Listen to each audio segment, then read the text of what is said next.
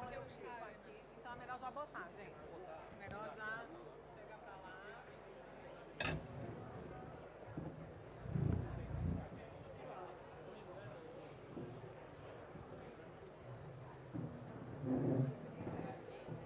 vai ficar na minha altura. Aqui, ó. Tem um banquinho aqui atrás. É, boa. Aí você pode ficar nessa.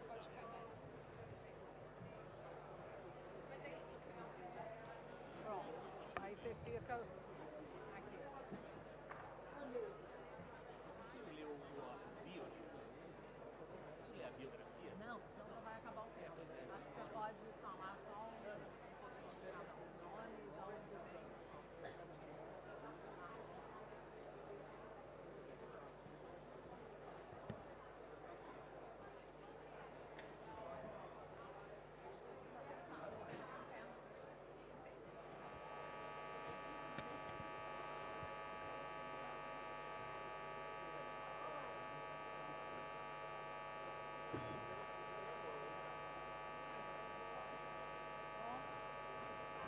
Segurar no meio.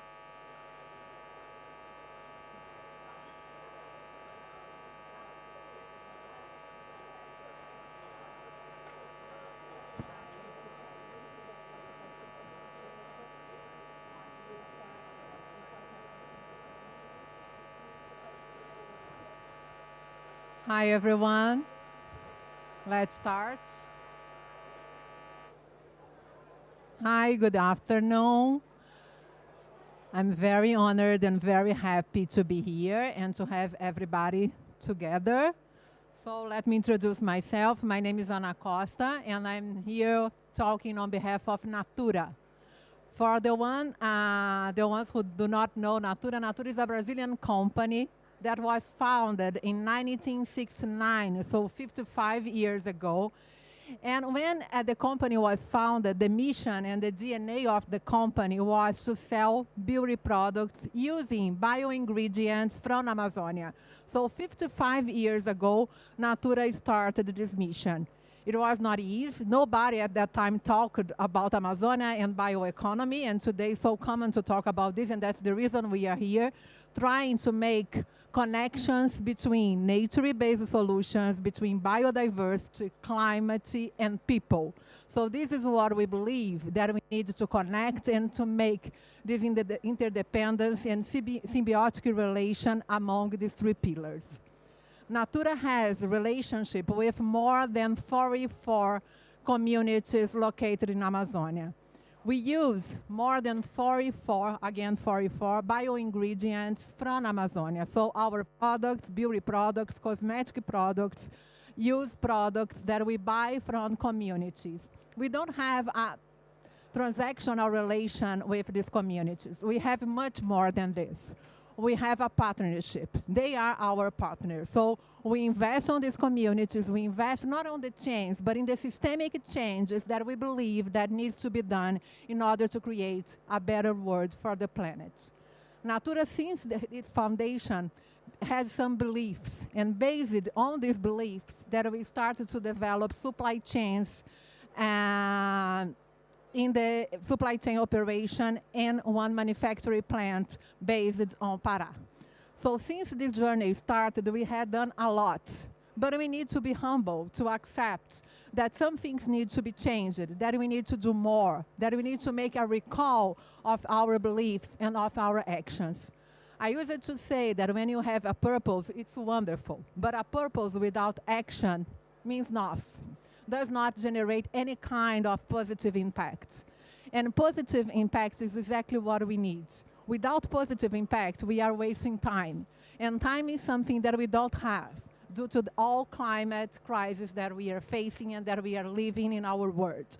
So this is an invitation, much more than a panel to discuss this issue. It's an invitation for us to be humble, to accept that we need to make some changes, and also courageous to do the difference, to be more aggressive in our commitments, and first of all, to include these commitments, to embed these commitments in our business, to put people in the center of our business, and to generate prosperity to the people and to the business in the same proportional way.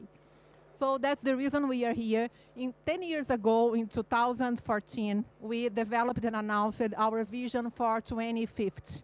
Now we are making a recall of this vision with more ambitious targets and commitments, not only thinking about sustainable goals, but also thinking about regenerative systems, to think in a systemic way that can align and combine nature-based solutions, climate changes, and people in the middle of everything. So to start this discussion and to make this relaunch of our vision, we're gonna have here in a co-partnership the Oxford University. Mary, John, Stony will come to talk a little bit about an MBA that Oxford has for more than 7 years based on the systemic changes to address challenges and difficult challenges in our community. So Mary, can you talk a little bit and introduce yourself, please? Thank you so much. It's great to be here. It's such an honor to join you. Antes de tudo, gostaria de agradecer a Natura pelo convite. Natura verdadeiramente é exemplo empresa. É uma empresa que tem coragem, de ser diferente e criativa. E é exemplo de tipo de empresa que precisamos hoje. And that's the end of my Portuguese. But why do I start that way? Why do I start that way? I'm a faculty member at the University of Oxford at Said Business School. And I start that way because even though my Portuguese is incredibly imperfect, I am giving it a try. And I think that's what this panel is about. This panel is about the idea that we don't have easy answers. We don't have simple solutions to what it means to build a regenerative economy, but we are here and Natura is here, however imperfect, however iterative, however trying, and looking for the good partners who do it together to give it a try. And that's why I congratulate you, and I'm thrilled to be part of this today. And actually the partnership and the collaboration between the University of Oxford Said Business School and Natura, it goes very deep. And it's very relational, actually. So we are a business school who for years, we are a young business school in a very old university. Our university is over 900 years old. We as a business school, we are young. We are just several decades old. And from the beginning, we have always had the seed of regeneration and systems change in our teaching, in our thinking, and in our research. And so, for example, in our MBA, it's actually someone from Natura, who is your global head of advocacy, Charmienne Love, who for 7 years at Oxford Said Business School, she's currently an executive in residence, has pioneered and led, I have the pleasure to co-teach with her a course for our MBAs on regenerative economy, circular economy. What does it mean to think differently? So we also have the partnership with Natura on, for example, a recent workshop that we did on looking at impact valuation through our Rethinking Performance initiative, which is fundamental in terms of what you're doing with the IP&L, incredible. And then we're looking now ways to partner even more closely. So we're now exploring together a question, a research question, that is very relevant to business and also very relevant to our faculty like myself at the university, which is how do we make really, not just words, how do we make regenerative business the new normal? And this is a challenge, just like my Portuguese at the beginning. It will not be perfect. It will be a journey, but it is worth doing together. So we're really grateful to Natura, and we thank you for the invitation. Yeah. Thank you. We are very proud of the partnership. We thank you, and Char, who is watching us, who is located in London, that also make it available and possible. Thank you. So what are we going to talk now? In the past, we talked a lot about triple bottom line.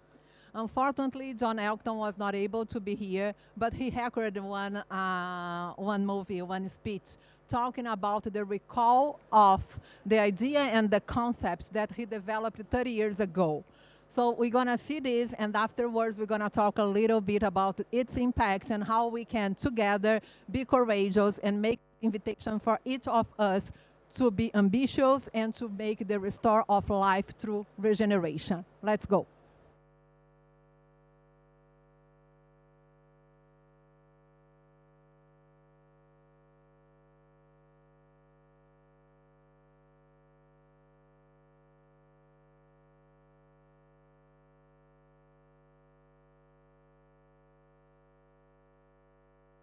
Probably best known these days for coining the triple bottom line, which is an astounding 30 years back in 1994.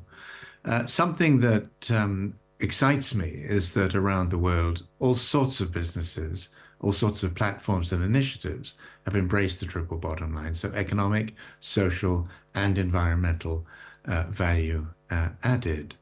But in 2018, through the Harvard Business Review, I did what the HBR editors said in their knowledge, to their knowledge, was the first ever product recall of a management concept. The reason I did it was I felt that very often the triple bottom line was being used as a trade-off mechanism. People would say, well, we make a profit and therefore that's the economic piece addressed. Well, no, it isn't. And then on the social side, they would say we employ people and we provide people, consumers, customers with what they need or want. And that's the social side. Well, again, that's a small fraction of that story. And then they typically say, and sad about the environment, you know, we're messing that up, but we have to.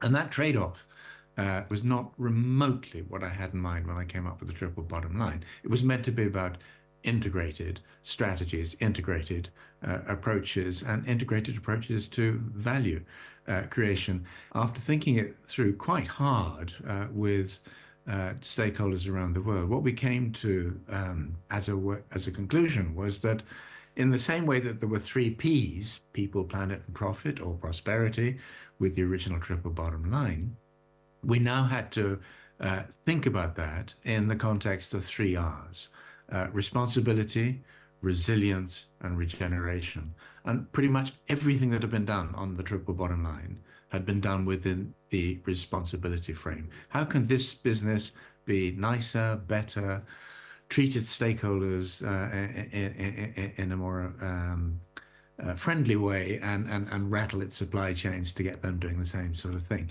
That responsibility approach does not deal with the systemic dimensions of the challenges. So we're now faced with resilience issues, whether it's a company, a supply chain, an economy, whatever it is, resilience is coming rocketing up the priority list. And the only way that I know to put challenged, weakening, wobbling systems into better health is to regenerate them. That's where the 3rd R, regeneration, comes into the story so powerfully.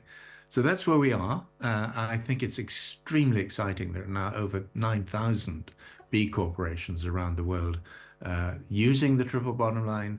Natura in Brazil has been one of the leaders and one of the biggest B corporations. The thing to remember is responsibility is no longer enough. Resilience is currently our major challenge, and the only way that we can address that effectively over time is to regenerate our critical systems. I'm thrilled that Natura is moving strongly into that space. I hope many other companies and other actors will join them very soon indeed. Thank you and good luck to us all.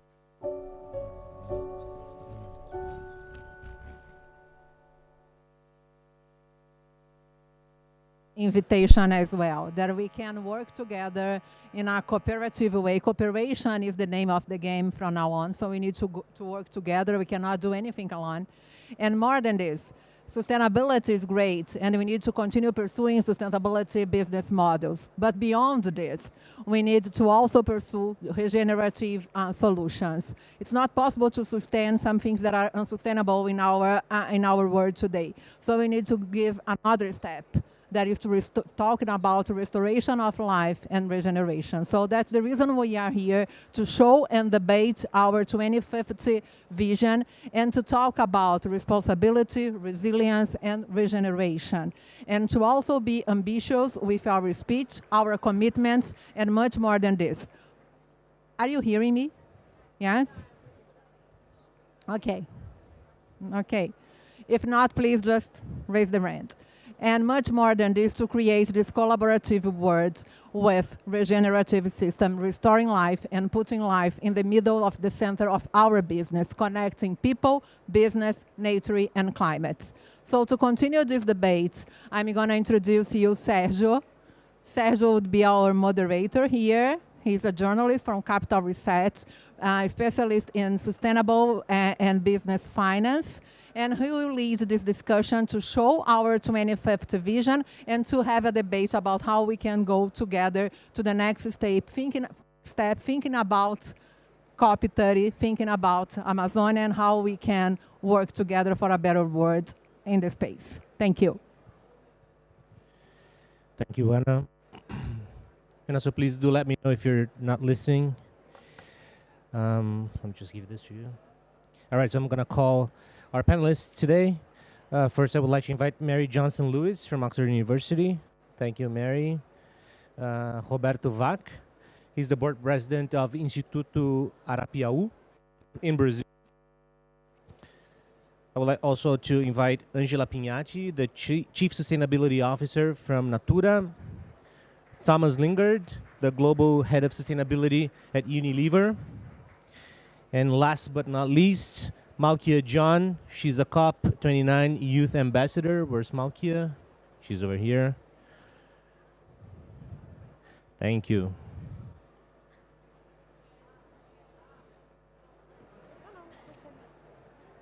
So do you need a headphone? I don't think so. Good. All right.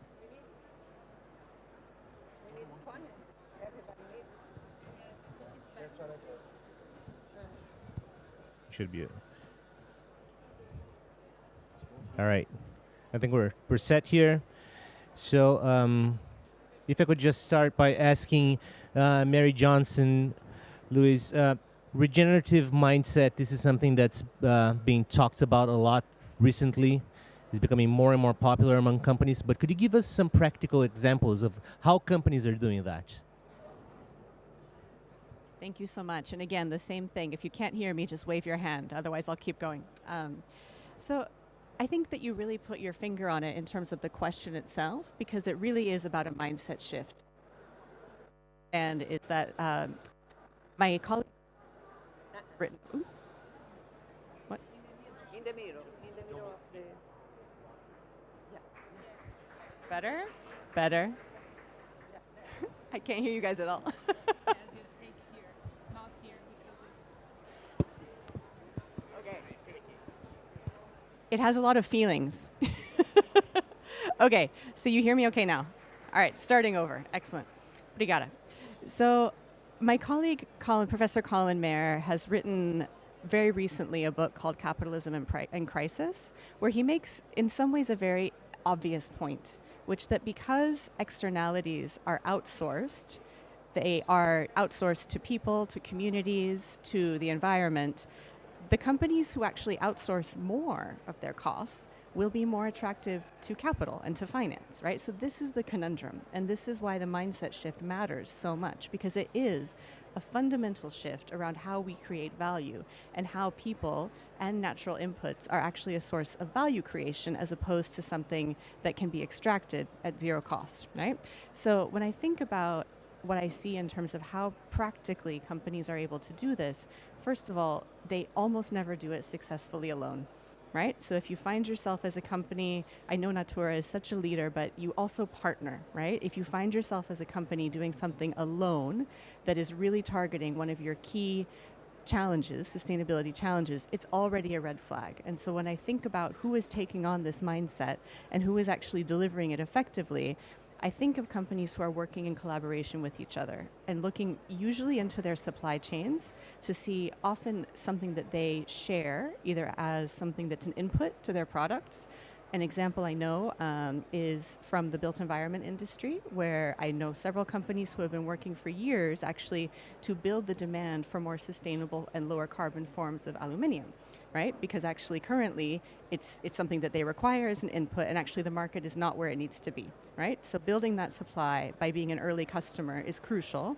And then similarly looking at the collaborative ways that you can actually think about strategically sourcing or thinking about the shared challenges within your supply chain. So one that some of you might know well is Tony's Chocolonely. Can you hear me okay? Yeah? Who have something that some of you might know, which is called Tony's Open Chain, which is essentially an open source supply chain tool, which now other companies can join to begin to look at how are they, first of all, excluding slavery in the chocolate supply chain, which is very endemic, and also thinking about how do others who also procure that same commodity learn from these methods and recreate them, and also the invitation to copy.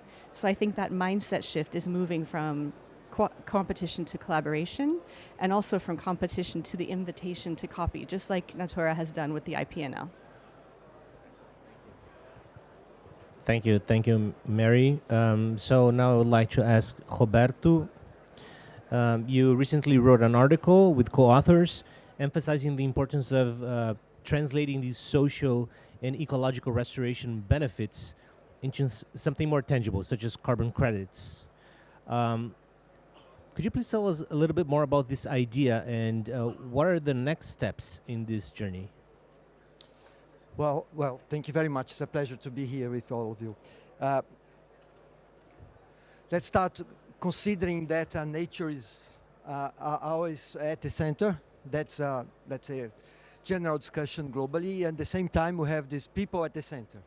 How can we conciliate this situation? Nature at the center, at the same time that we have people at the center. So it's that an ambiguity, and that's something that we need to somehow solve. And I like very much the approach of the approach of the wicked problems. So wicked problems are problems that basically deals with natural disasters, very complex political situation, pandemics and things like this, and that deals with a situation with many interdependent factors, basically impossible to solve. Factors are incomplete, are very unknown, the frontier of the knowledge, basically difficult to define, virtually impossible to understand the situation. So that's more or less where we are when we are now dealing with climate change, nature, biodiversity, desertification, and all that. So the big crises we're dealing with, basically they are wicked problems. So very complex, no single solution. So that's why we need to try new and different approaches, and I really believe that the regenerative approach is one of these options that we need to try, we need to find, we need to develop somehow. So in my view, the regenerative approach can be a road to transform a wicked problem into a wicked opportunity. So how can we really deal with this situation from an opportunity perspective? New business model, basically. And then we, as all wicked problems and wicked situations, we always have different perspectives on how to face the situation, right? And from the business perspective, business means returns of investment. So there is no way to avoid that. If you want to deal with the scale that we need to face, and the urgency and the transformative impact, we need to consider returns of investments when we are talking about, nature, basically, and people. So not something very common on nowadays. So if we are dealing with people and nature, a big challenge is, as Mary just brought, is the question of value of nature. Value of nature to whom? And here we are, that, in my view, very beautiful situation, which is value of nature to people. If we do that, if we are able to combine value of nature to people, then we are somehow conciliating this ambiguity, facing, the different perspectives. But of course, value, returns of investments, markets, and all that, business perspective. What about the people perspective? So then I really think, and we are talking about that, is what we call the landscape approach. Landscape approach is basically a French kind of academic development. And the landscape approach is basically address three pillars. the first pillar is the rational approach. Science, technology, everything related to rationality. But of course, rationality is not enough. And we deal with bounded rationality all the time. So we know that rationality is not enough. But in the business perspective, we always try to count only with the rational approach.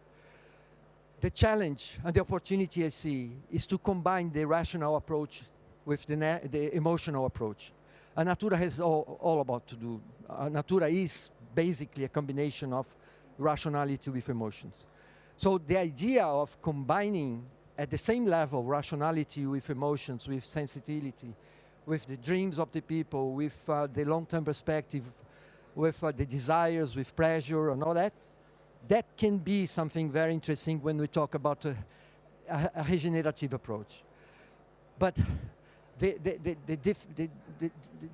difficulty is how to, really how to make this happen in a concrete way. And the proposal is to bring art and culture to that game. So if we use art, culture as a way to translate emotions, then you can somehow combine rationality with emotions through art. So I really think that that definition of Paul Klee on art, which is basically art does not reproduce the visible, but makes it visible. And the regenerative approach, in my perspective, is how can we make this regeneration process visible, and art can be a very interesting tool for that. And then then in this direction you address people where they live, so the locations, and the time. And the time means the past, the history, the present, and the dreams of the future. So that's more or less how I see the regenerative approach. It's a combination of rationality, science, economics, returns of investment, with the emotions, the dreams, the way the people feel, the way the people desire the future, and using somehow the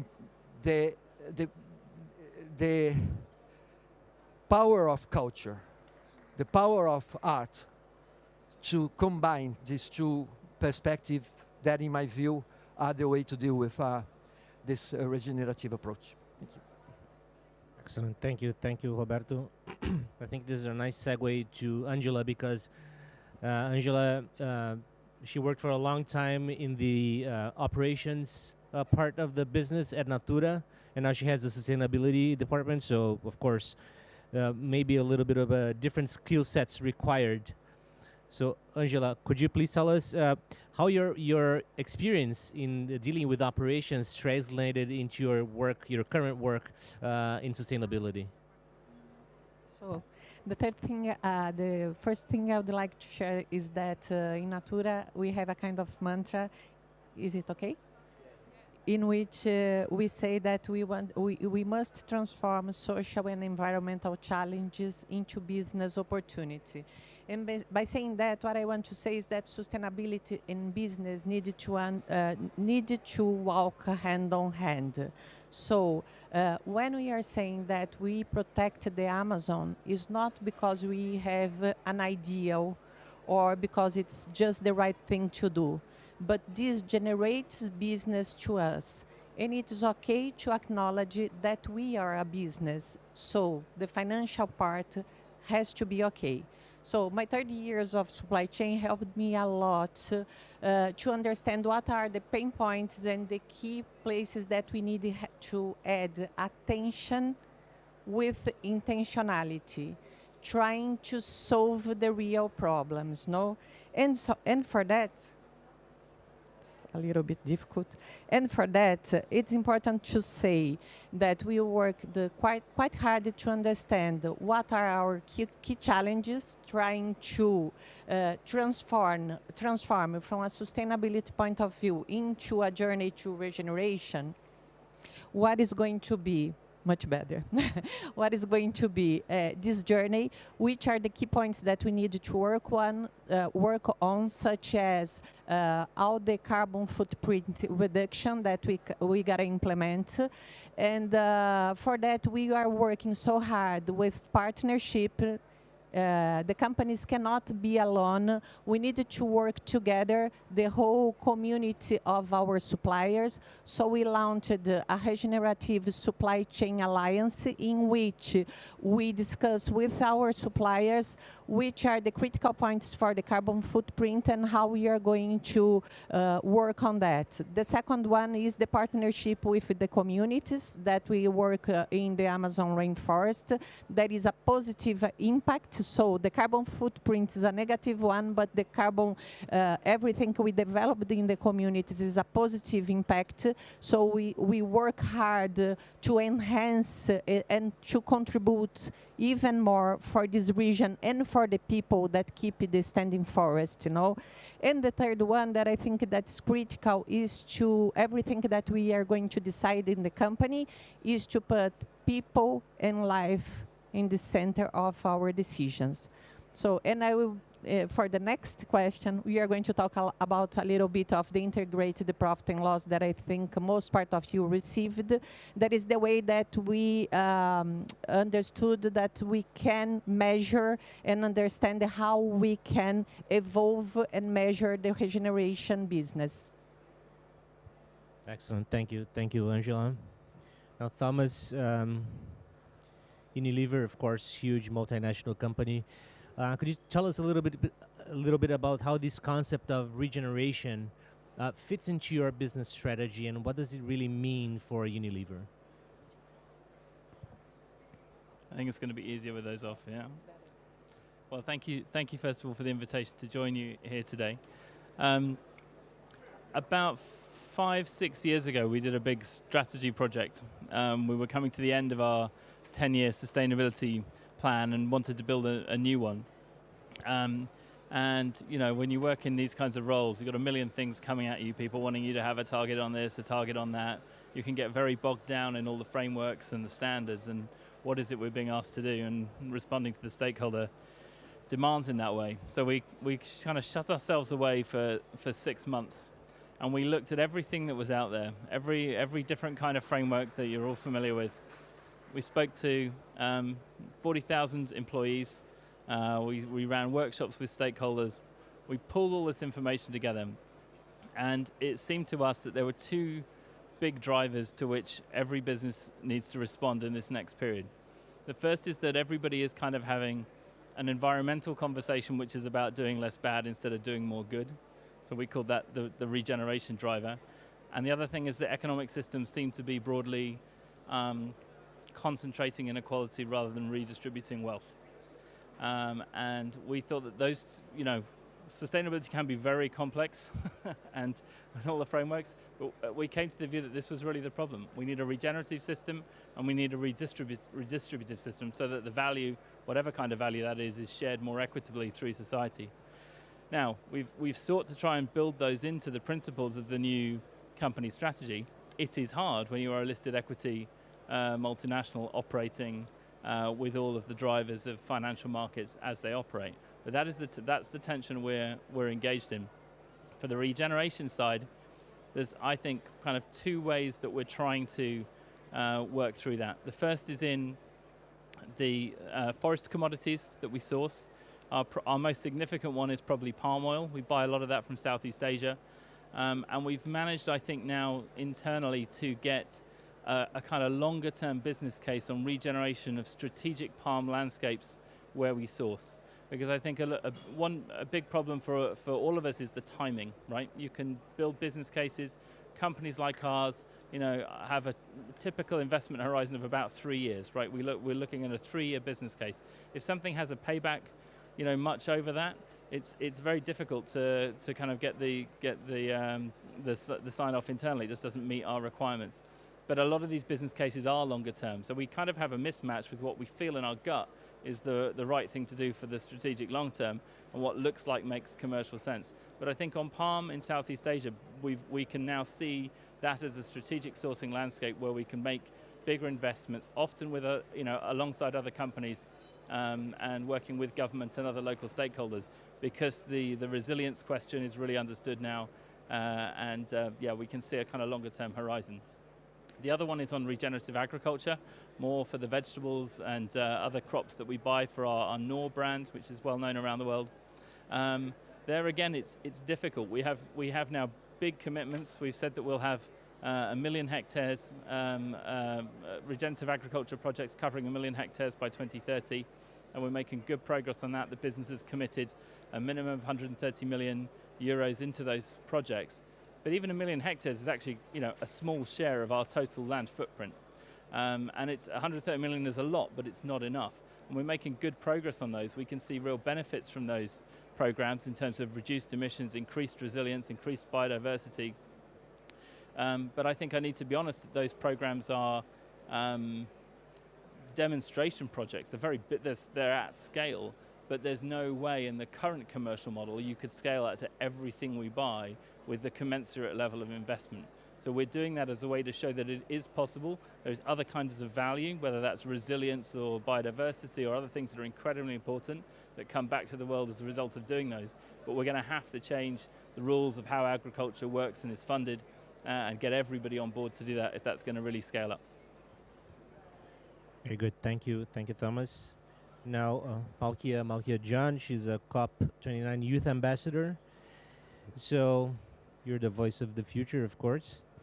So how can this collaboration across, can you hear me? Okay. So how this collaboration between or across generations strengthen the fight for a regenerative future? I think it's better this way. I tend to think about intergenerational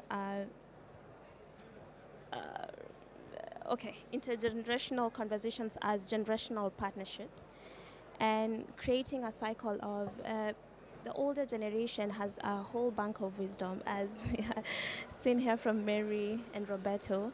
There is so much wisdom, lived experiences, policies that worked or did not work, businesses that worked or did not work, combined with the younger generation has a lot of curiosity and the drive to do things and more energy, and creating all this cycle of partnerships around the two generations, with obviously mentorship that's trickling down and also upwards, reverse mentorship and downward mentorship. So we're creating a very sustained cycle of businesses and communities to exist.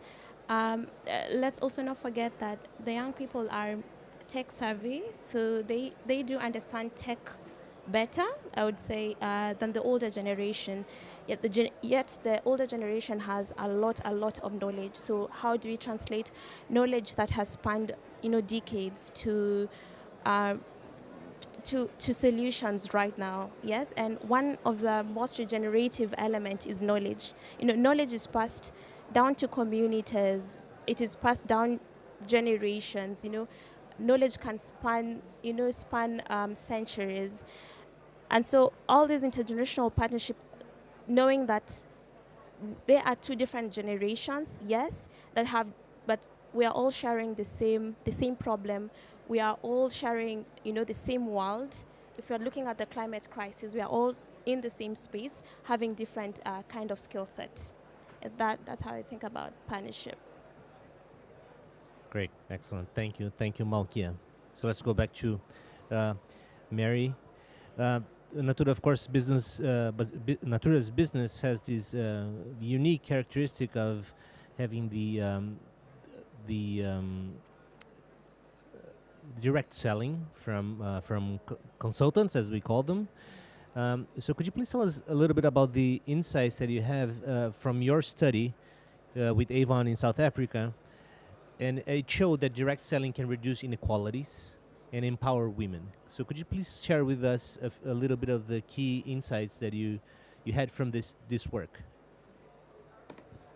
Thank you so much for asking. So this is some amazing work that I had the opportunity to participate in with two fantastic collaborators, Catherine Dolan, Linda Scott, and also a third collaborator, Mary Alice Wu. And what we did is I actually spent a lot of time with this incredible team following, in this case, it was Avon sellers, door to door in townships, so informal settlements, and also in rural areas in South Africa.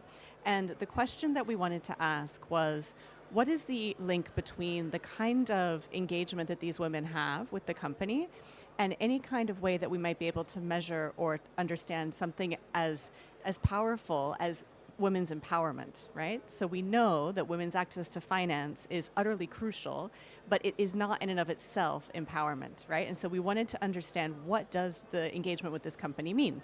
So as I followed these amazing women, and I know that Natura has, stories that we can all be incredibly inspired by as we hear about these women and the way that they are actually using these opportunities, I think one of the most important takeaways from this work was that this company actually historically has been a source of social change. And I think that's a really, really important insight for us as we think about what regeneration means, particularly when it comes to people. So just as we were, as you were sharing, Roberto, you were sharing about how art actually can help to make the invisible visible. I think that is, in many ways, the role of the artist, right? We are familiar with the way that the role of the artist, the role of the musician, the poet shapes our culture. We understand, I think, often the ways that laws and politics shape our culture. I think sometimes it takes a little bit more attention and a little bit more creativity to see the ways that business and markets shape our culture. And if we think about the history of Avon, which started in the United States at a time when women could not open bank accounts, right? Could not often travel without the kind of permission from the kind of male, whatever it would be, the guardian in their life, right? We have moved so far that sometimes it feels like we are talking about the past as a different planet, right? Now, what we know is that unfortunately for many women today, the past is not a different planet. The past is still very much present. And so what I want to, I think, point to regarding this study is that actually the role that a business like an Avon, like a Natura has had is in creating a new culture, creating new sets of opportunities, creating new ways of thinking about the role of women in markets, the role of women in society. Actually, I spent a lot of time doing field work in very rural parts of Bangladesh, and at the time when I was there, it was a situation that many women face, that if they actually entered into any kind of business arrangement, it would make them perceived as dirty, as kind of unclean, right? As not marriageable. These are the kinds of things that actually, they are so subtle, and yet they are so powerful. And I think it's really important for businesses to think about the ways that, in the same way artists can help us to reimagine or see what is already there in front of us, the role of business is to actually think about opportunities, think about new ways of solving problems, think about new ways of bringing solutions to scale. Businesses are the ones who can push and test and innovate, fail, try again, right? In the same way that I opened this session for those of you who are here with my utterly atrocious Portuguese, that is a tool in a toolbox that we can try and we can fail and we can do it again. And I think that's something that businesses sometimes forget, actually. And I feel incredibly passionate about it, to think about the ways that business can be that source of social change.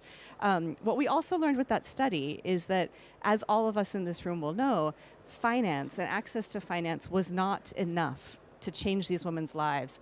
What was important for them was the fact that often in the case when they were growing up, they had grown up in apartheid South Africa. They had grown up in a time of legally mandated racial segregation, right? So they were excluded from education. And so this offered them an opportunity to have their work be valued, to have their voices heard, to try things and receive affirmation, to test things, to get feedback, to receive financial planning.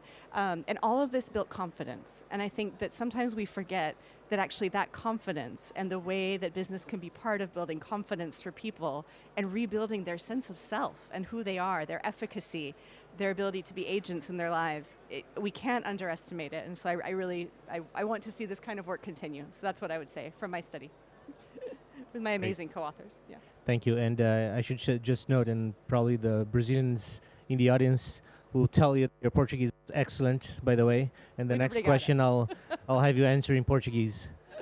A próxima. So now I think I'll just do order. I think it makes more sense, right?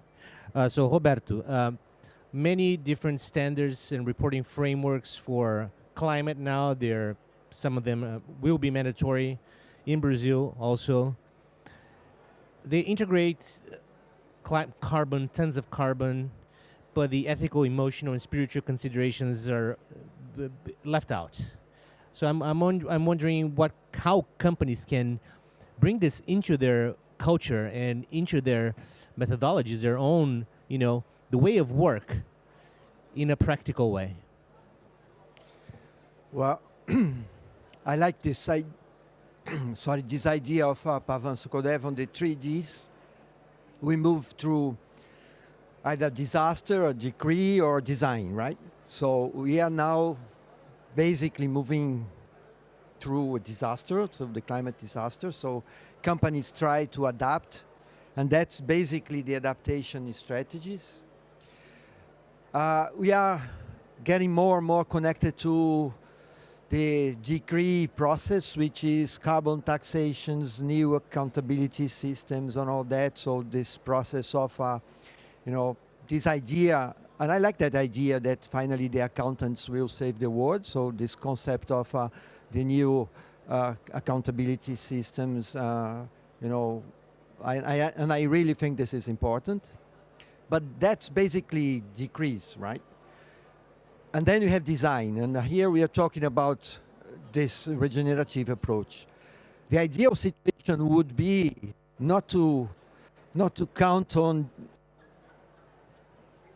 or disasters to move, but of incorporating the regeneration as part of a business model. Basically, we're talking about design. And of course, on this process, we need to combine this externality approach and transforming negative externality into positive externalities. And if that can be measured, then I really think we can move on a larger scale. So measuring externalities is crucial. Measuring externalities can change the whole process of the cost building process. So we are getting closer to the true cost approach, which is basically, for me, it's obvious that we need to incorporate in the costs all the negative externalities, but also we can incorporate into the cost systems the positive externalities, and we can do that on the price sector. We can do that on market approach. So this can be very interesting. So how can we somehow incorporate the externalities approach on a much more effective way? That's one point. And when we do that, we can deal with the reality. And the reality in many situations, you cannot eliminate externalities in many situations, and we need to accept that. So it's the real world. We have technological frontiers that needs to be somehow developed to really eliminate certain externalities. So if you cannot eliminate, to be extremely attentive on reduction, seriously engaged on reduction of externalities, and there I'm sure you can have many opportunities on this regenerative approach. On packaging, for instance, it's incredible the inefficiency of packaging systems globally. It's incredible the inefficiency of logistics. So that's a reduction of externalities. And you can change business model having this, let's say, kind of circular approach on reduction of certain externalities. But also, you can incorporate the mitigation approach, and finally, the compensation approach. Compensation approach is also important. And the carbon market is basically something very important when you deal with compensation. So this combination of reduction or elimination, reduction, mitigation, and compensation of externalities, and taking seriously the externalities, either positive or negative, and combining that to the accountancy, then Then you're dealing with a combination of the decree approach with the design approach. And I really think that is regenerative approach, which is something new. We don't know exactly what we're talking about. Goes into that direction of a combination of these two things, decrees and design for the moment. Thank you, Roberto. Angela, so could you tell us a little bit more about the evolution of the IPNL, the impact valuation model that Natura has adopted, and how did it contribute to the new ambition that the company is coming out with for 2050? So, firstly, Natura is pursuing this objective of being a regenerative business up to 2050, exactly trying to unlock the growth of the business. Because if you are a regenerative business, as your business grow, your positive impact in all the capitals will be beneficial to the world, or to the planet or people, no? But we said we needed to understand how to measure this impact. And then, taking the opportunity from VAC here, IPNL is about that, how we add value to all the externalities, positive or negative externalities. So it's an integrated profit and loss accounting balance in which we value the financial capital, human capital, social capital, and natural capital. And we have established trying to understand how to achieve this position of a regenerative business, that we must be positive in the 4 capitals. So then you have a balanced system, no? So for you to have an idea, we've been measuring this for almost 4 years now, the integrated profit and loss. And nowadays, we can say that for each $1 of net revenue that Natura has, we impact positively in $2.7 people and planet and the society. But still so, we do have positive impacts in the people capital and the human capital, and social capital. Still so, the nature capital, it's negative mainly due to the journey that we have to do to become net zero.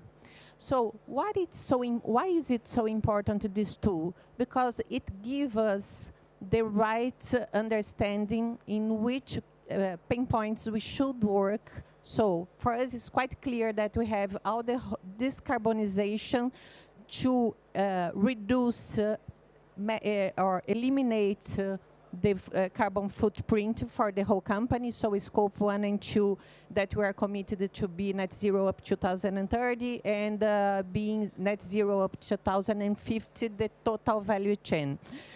The second one that I know by the numbers, by this balance, is that all the work that we develop with the Amazon communities, it's a positive impact.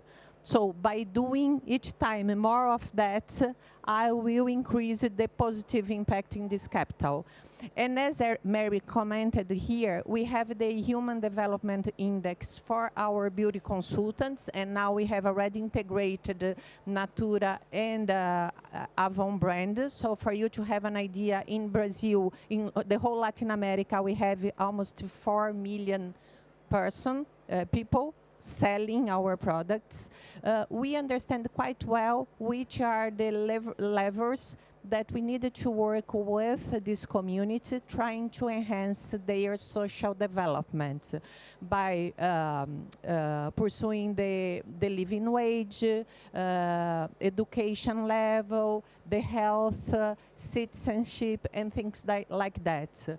So we understand that adding our efforts in this kind of social projects, we can impact positively people and the social. So I think this is a very good tool that we want to share with other companies in order to have a community in which we could exchange experience on that.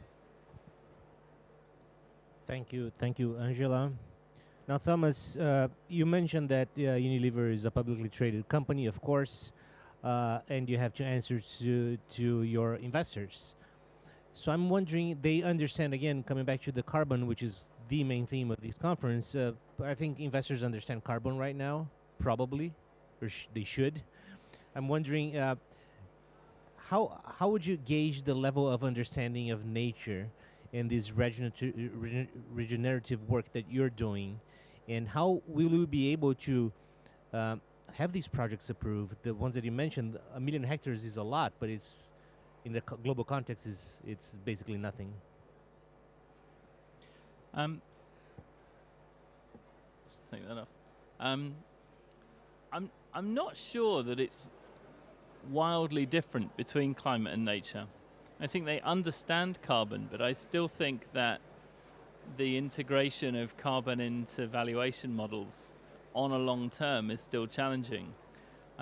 Just for the, they've got a sense that there is an externality. There's a sense that that externality may be priced by governments, but that's not yet sure everywhere in the world, although you see it coming in places. But actually, even the level of pricing, even the level of, if you like, the transition risk of the pricing is only one element, and there is the physical risk of the long-term, catastrophic climate change risks, which are still very difficult to reflect within valuation models because they're so far away. The two things I think we have to fix, whether it's on nature or climate, is both the externalities and the pricing of those externalities, but also the tyranny of the discount factor.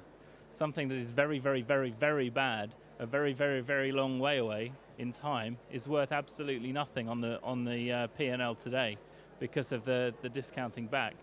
And we're dealing with, I think, an issue that the entire economy or the financial system has been built on, the ability to discount future cash flows as a valuation model, which is highly inappropriate for dealing with intergenerational issues. And we haven't found a way to break through, to rise above the way the system, treats valuation in order to deal with that. I had a small rant at one of our analysts once who was asking me very, very astute questions. And I just remember saying, look up from your spreadsheets, look around, see what's happening. We have to collectively figure a way out of this model, but we're all trapped in it. And that's very challenging. I think, so your question on the regeneration, I think the way that extreme weather events is starting to hit agriculture in very visible ways now already is kind of making it easier for people to at least understand a narrative case of why you would invest in regenerative agriculture. We've got specific examples now of where we've worked with suppliers to invest in drip irrigation, cover cropping, in areas where floods have then hit that area and our crops have been okay and our competitors haven't, where they haven't made the same investments. So we are starting to build narrative examples, even if it's not total universal financial business cases, of why this makes sense for the resilience of the business in the short term as well as the medium and long term. Thank you. So, Malkia, your work and your vision, the vision that you bring to this COP, is how to bring these marginalized communities to the center of the conversation. I'm wondering, how do you see the role of these local and marginalized communities in the periphery? What role should they play in the regeneration of ecosystems, and how can you help companies to do that as well, because they are the drivers sometimes of most of the destruction, and now they have to be the drivers of regeneration? Perfect. A little backstory is after getting my engineering degree, I decided, let me go back to my community. I had a little experience as a renewable energy engineer, and I come from a community with very extreme energy poverty. So I decided, you know what, there's a little story of a hurricane lamp that my mother used. So I'm going to use this hurricane lamp, make it a solar lantern, probably distribute or sell it. And I come back and ask myself, what am I really solving? Because at the same time, the women I was selling it to, because they were left when the men used to go hard, because I come from a pastoralist community, at the border of a pastoralist community, the Maasais in Kenya. The women still tell me they still need to eat. Climate change is not a problem for them. They do not care. They want to eat, The economy has gotten more difficult. It's harder now. And that's when we even decided to, why can't we teach you how to assemble your own solar lanterns? You can teach other women, you can sell it, like creating this whole cycle. As much as our goal was to help communities transition from fossil fuels, are we also helping them continue their livelihood? Where are they eating from? And this is central to even the work that I believe Regeneration should focus on, is that putting communities at the center of our solutions and innovation. Yeah, I mean, as much as one part of our customer discovery, part of our profit and loss, and what we envision our businesses to grow as, there are people that we are providing the solutions to. Are they co-creators of what we are providing for them? Are we also sensitive to the social cultural background? Are we, as Natura was saying, and what they're doing in the Amazon, the people of the Amazon, they have so much indigenous knowledge, yes, that can, in one or another, be integrated in our own solutions and provide and continue to just create systems where we are not providing solutions that are different, but are also integrated. And for that, then there'll be ownership by communities. It means even the problems of gender, inclusivity, that will be taken care of because communities know their own problems. They know what they are facing. And for that, it means they need to be co-creators of the solutions that we are providing for them. Would you describe this co-creation as sort of an open source model for new businesses? I would say that, but it depends, because open source in the form of tech, it means people contributing probably. But if you're talking about open source in a form of traditional way, and see, open source is replicable. I mean, if I do bring my own experience as a community towards a solution, for example, when I come from Kenya, and when the whole question of solar lanterns came up, so organizations and businesses decided, no, let's go import solar lanterns from China or from wherever, and probably put I know solar lanterns can be provided for a lot of communities across the world, yes. But I come to a context where these people do not have instant money to pay for my solar lantern. So what do I do about that? So it means I contextualize, I localize my solution to our community. And look, you know what, we can do a pay-go model. You pay a bit of money per month. If you do not pay, it's cut, unfortunately, because businesses have to make profit. But also just understanding the specific context within communities. That is the traditional business way of as being open source, I would say. And that in one way or another, because if we are looking at regenerative models as creating impact, or impact essential to our solutions, it means then we are taking care of all the contexts we are, across the world, but also creating impact. Small businesses, big impacts. Yeah. Mary, I think the generational issue is very interesting, because this is, as Thomas was mentioning, we're talking about the catastrophic consequences will come way into the future. Maybe not so much, but they probably are not. The current CEOs will not be the ones that will deal with the worst consequences. So I'm wondering, from the business co-perspective, first, how your students approach this question and how they look into this, and second, how could you make current executives more responsible for their actions today, because they're going to have big impacts in the future? Thank you so much. It's a great question, and I can think of an example from a company that I'm getting to know very well and that I think very highly of. And this is a company, they're a UK-based, they're also a body care company. They're a little bit smaller than Natura, but very, very interesting company called Faith in Nature, right? So in a way, you're kind of very aligned, right, in terms of what you want to do. And what's so interesting about them is they have worked with a set of lawyers, and they have done something where they've put nature on their board. And what that doesn't mean, it doesn't just mean an empty chair. It doesn't just mean something where nature is sort of a cursory reflection in certain board meetings. It actually means that there is someone with legal and with scientific expertise in the room for every board agenda. Now, I think whether you take a governance mechanism like that and you formally adopt it, right, that's not going to be possible for every company. But what I think can be done, to answer your question, is that what I love about the way that Faith in Nature describes what this governance mechanism has allowed them to do is they talk about how it has given their boards permission.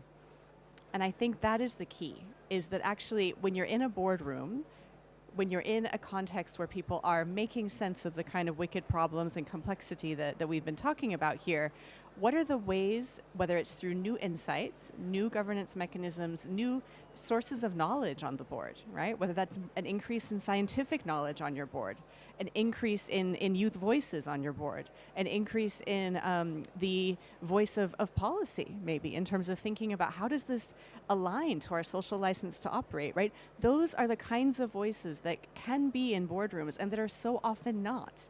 And this is why so many CEOs with the best will in the world they don't have that permission, actually, to think in an intergenerational way. And I think there are lots of ways, whether it's through a formal mechanism or through simply different voices in the room, to create that permission. And I think often I'll mention another initiative that's been something that I feel really proud of, again, from your Global Director of Advocacy, Charlove, who pioneered something called the Boardroom 2030 Initiative, which I think is one of the most powerful exercises that any board can do. And it's imagining who is around your board table in the year 2030, who is around your board table in the year 2040, 2050. How will those voices change? And I think that's how we create the permission. Great. I have to segue to Roberto, because Roberto is on the board of two very big companies in Brazil. One of them is Marfrig, which is a meat company, and the other one is WEG, which is a machinery and electrical motors company.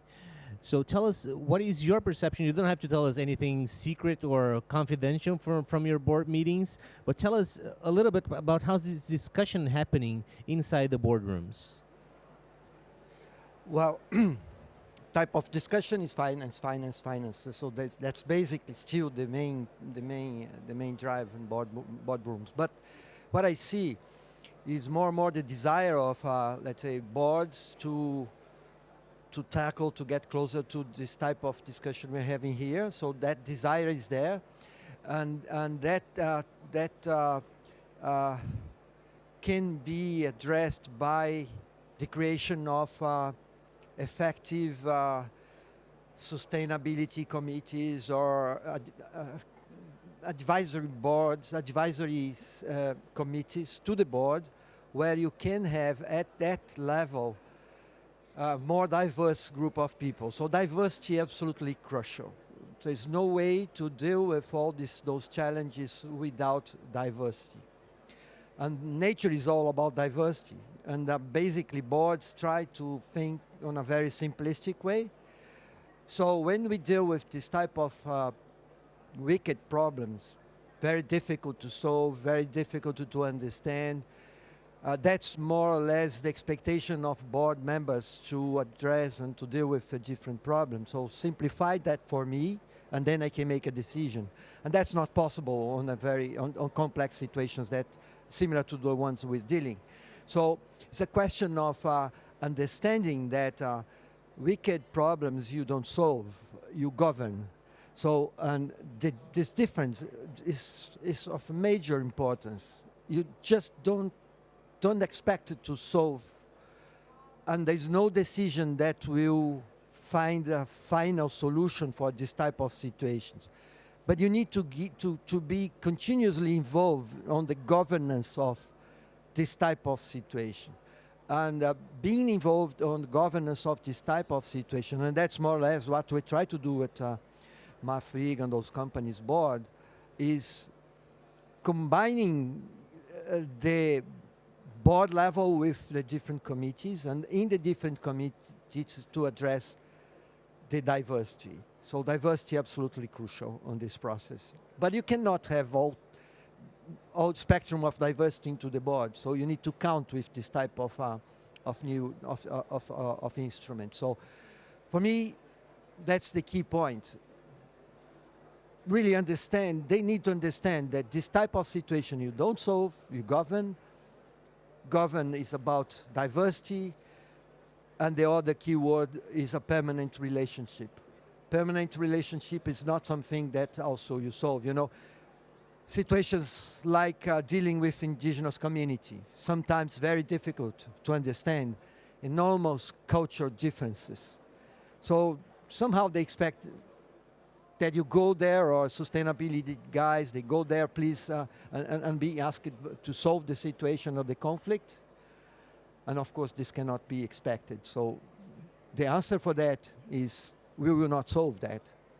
We will build a relationship process, a permanent relationship process, and on this permanent relationship process, then you're governing the complexity. And that's the beauty of that. Then you develop the whole ideas together. And a very important thing in this game for me, we try to believe that we can build trust as something that you can go there and buy trust. You know, just, you know, you come up with a certain strategy saying this is to create a trust situation with a certain communities and all things like this. But we don't understand at board level the importance of this trust, the importance of the respect of on the distrust. You can really deal with situations where someone will never trust you, and still you can work with them, and still you can do something with them. And in my view, this is the natural reality of the situations we deal with when we are, you know, addressing climate change and biodiversity and regeneration and all that. So it's something that you deal with ambiguities all the time. You deal with contradictions all the time. And this is not something that's part of a culture of board levels or culture of board guys. So they expect that you bring, you know, all solutions on a very simplistic approach for them to make decisions. They don't understand the importance of a permanent relationship. They don't understand the importance of governance, which is something very strange. Normally, you know, expect that at board level, they understand what's governance, but you know, in general, they are more oriented toward a simplistic way to deal with governance. And we are talking here about a very complex process of governance. Angela, would you like? I'm sorry, I won't have time to go once again through the panel because we have time for a few questions from the audience. So does anyone have a question, please raise your hand and we'll get a microphone to you. There's a question here. Thank you. Yes, absolutely. So my name is Charu Manchanda Nair. I run the UN Association in Portland, Oregon. I have been a professor for a decade teaching MBA and humanities as well. And I love the world. I've traveled over 100 countries and I love women and everything. So what my question is, what are the ways that if you could pinpoint, you know, just 1, 2, or maybe 3 ways that we could share this incredible information that you're sharing with the larger, you know, business grouping that's not here at the table? What would you say to them so we can amplify your message, you know, straight to the heart? So please tell us. Thank you.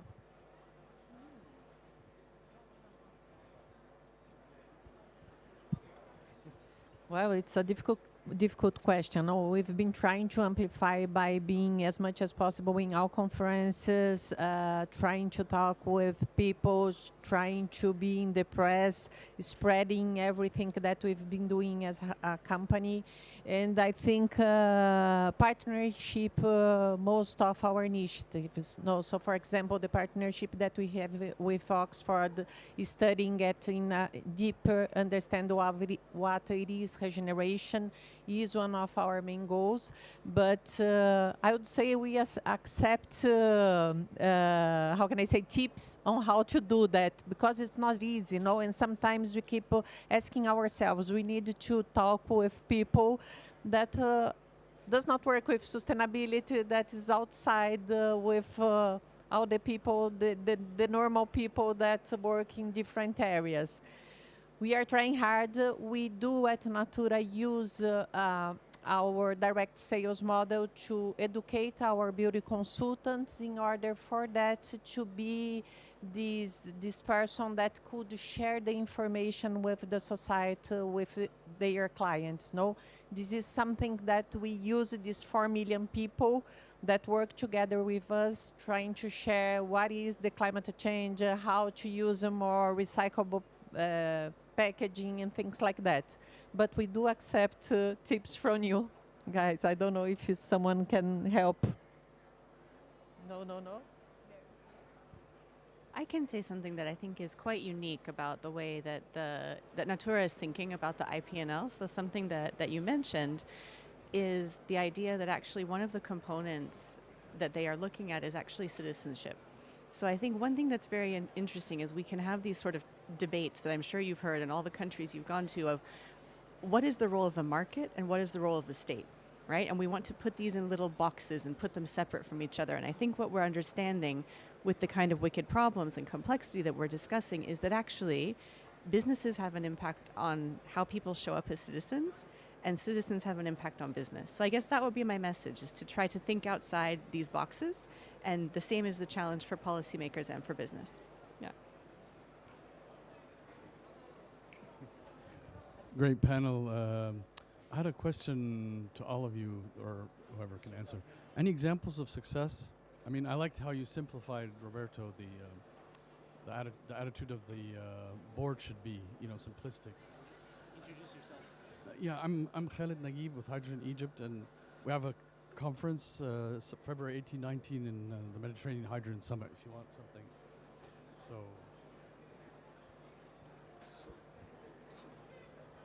just the question is... Any examples of success that Examples of success. Yeah. So the question is, could you give us some examples, success examples of what was mentioned in the panel? Is that right? Well, yes, many. I really think, we do have many interesting, successful examples. One of them, my view, is how you can combine food production, traditional food production systems with forestry. Is in many ways a very interesting approach on combining nature with, a more intensive food production system. So that is happening. The other one is how to use biomass, organic biomass, to generate energy. This is also part of some of the, let's say, regenerative approach, and that's happening.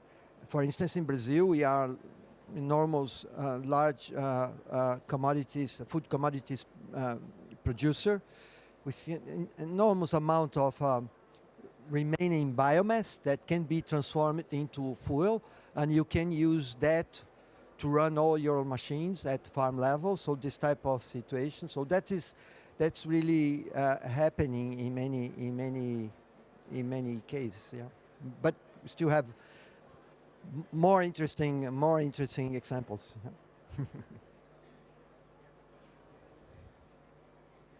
Hi, everyone. My name is Maria Paula. I'm here with Youth for Nature, as an international nonprofit working at the intersection of both nature and climate. And I was very happy that we had youth represented here. It's pretty rare to see in this kind of international events and conferences, business and private sector reaching out to youth to have them in the event. So I think this is super nice. And my question to you is that we know that when we have youth in meeting rooms or youth in conferences, youth usually pushes for more ambitious outcomes. But at the same time, there is a lack of capacity. And I love, Mary, that you mentioned the boardroom on 2030 and this imaginative exercise of these leaders thinking about who will be in the boards in 2030. And also, Roberto, what you said about we need more diverse boards. How can we actually include these young people? Because I think that although maybe sometimes we don't bring the rational part of the discussion, we bring an important emotional level on this like landscape approach. And I think there is a lot of, this is a very rich part of the discussion because, of course, this is the world that youth is going to live in for the next next years. So yeah, I would love to know, how do you see this this current situation? How do you think we can tackle this? Well, I will start, but then I will share with my colleagues here. Firstly, I think that to have somebody as Malkia here is really nice because you are the guys that will be in the future. So you are the ones that we are working and fighting for have a better world.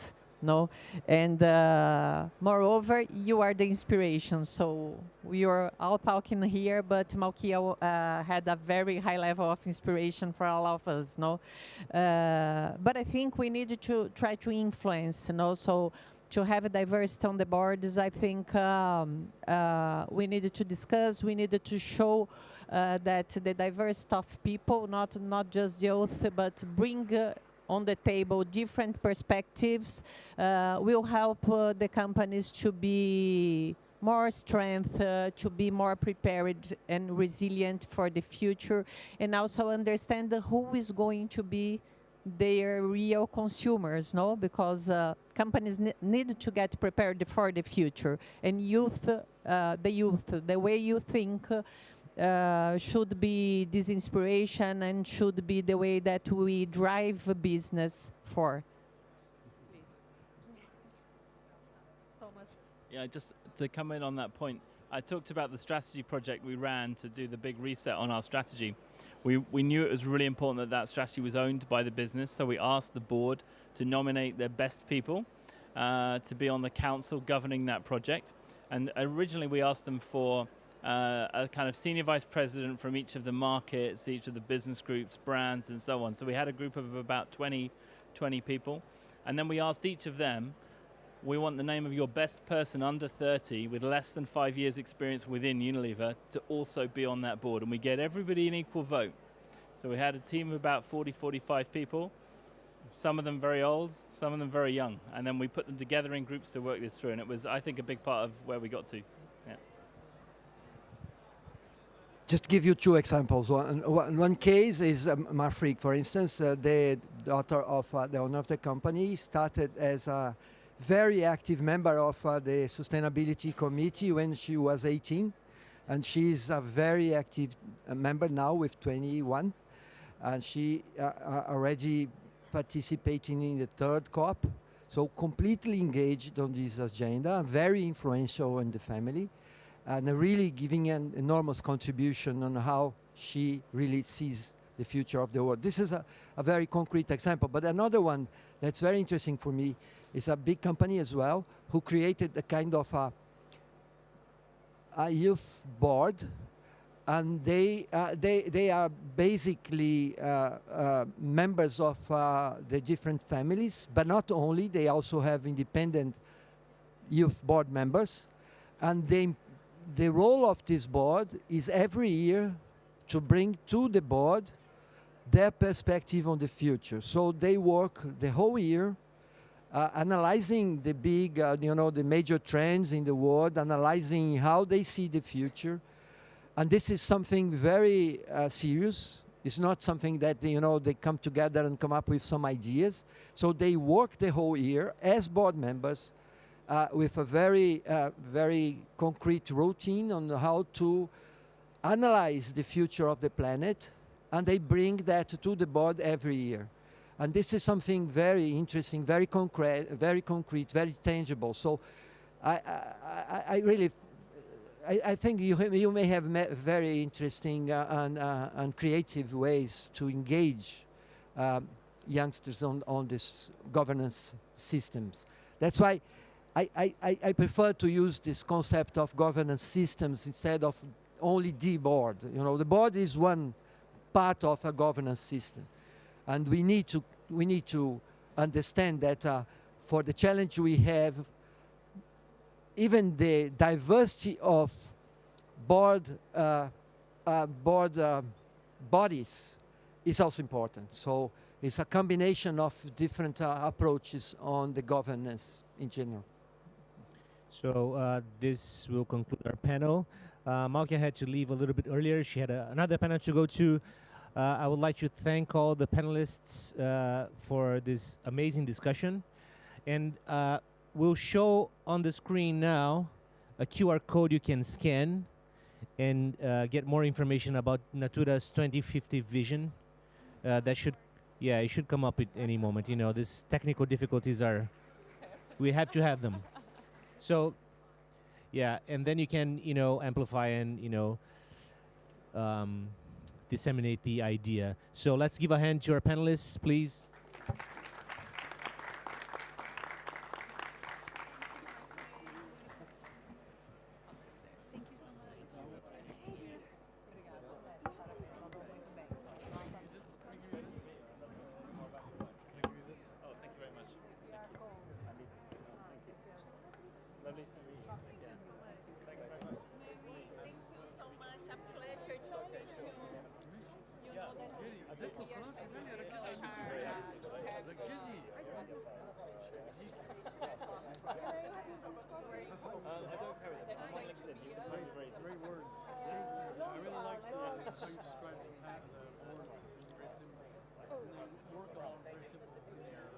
I would take a